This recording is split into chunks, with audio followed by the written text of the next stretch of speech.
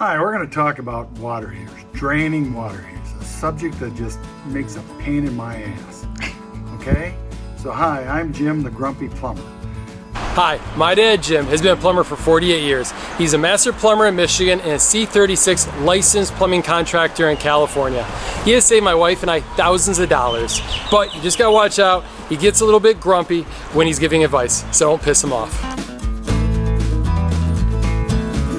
You know, water heaters, yes, they probably have to be drained, but what a waste of time. Because most people think when they put a garden hose on a water heater and then they turn the water on and all of a sudden they get a burst of sediment coming out of the bottom of them, they think, wow, look at what I did. You know, you've done nothing. To drain a water heater properly, you must remove that valve on the bottom, drain it down, then you must take and backflush it. And I used to use a sprayer that was made for boats. It had a shut-off valve, and I'd run it for 3 seconds and turn the water off and let the stuff come out and went back and forth until there was never any more sediment.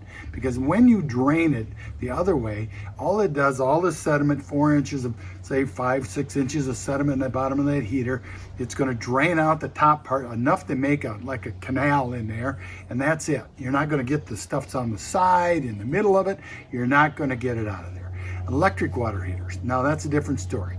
Most of the time when you have to change the lower element, and you're going to have a lot of sediment in there, sometimes they don't come out real easy, but you can try to clean as much of that sediment you can out. Now the drain on the older style electric heaters was a terrible drain. It was like you couldn't get any flow through it at all.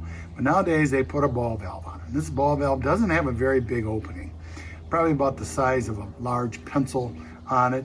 But the best thing you do is replace it with a larger ball valve, what we call a full port. And that's what standard equipment in the plumbing world are, full port valves.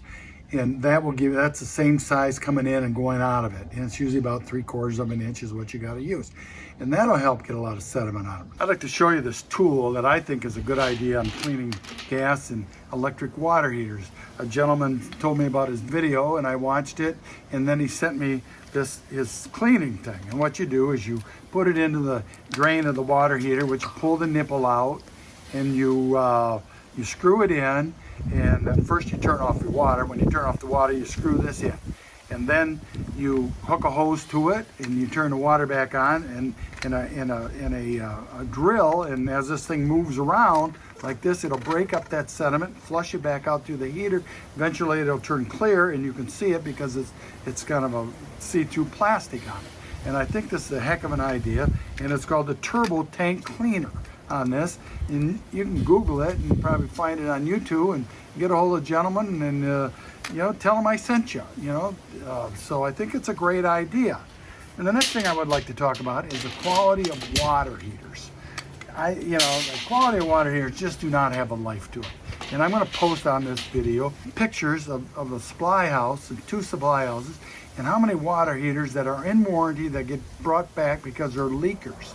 Okay? It's not because the people didn't drain them and clean them out. They didn't last their 6-year warranties. So they have to bring them back to the distributor, and then he has to do all the work on it to get, trade the water and get his money back on it. But the quality is just not there, I feel. And I think the best next thing that you're going to see is these on-demands. They're easy to clean. You can buy a kit that comes with a pump and the cleaning stuff, or you can use vinegar, and it takes about an hour. You circulate the vinegar or the cleaning material through it to clean it out. They're easy to repair. Every connection on it is like if you unplug a wire, you can only plug back into that wire. Can't do anything else. So, but I mean, most people don't want to do the maintenance, but they are good if you need help. Like Navian has FaceTime with the water heater. I hope you like what I've said about this and cleaning the heaters and the quality of the heaters, but if you don't like it, ask your mother-in-law what she'd do. Thank you.